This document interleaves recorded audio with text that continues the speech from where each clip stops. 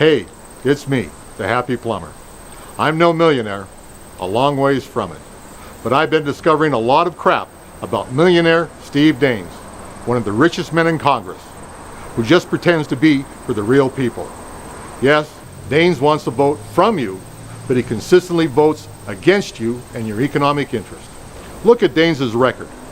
Voted to raise taxes on us, the middle class, while giving millionaires like himself a tax break. Voted for shutting down the government, including our national parks, costing Montanans $45 million. Voted to slash workforce training programs for hundreds of Montana small businesses.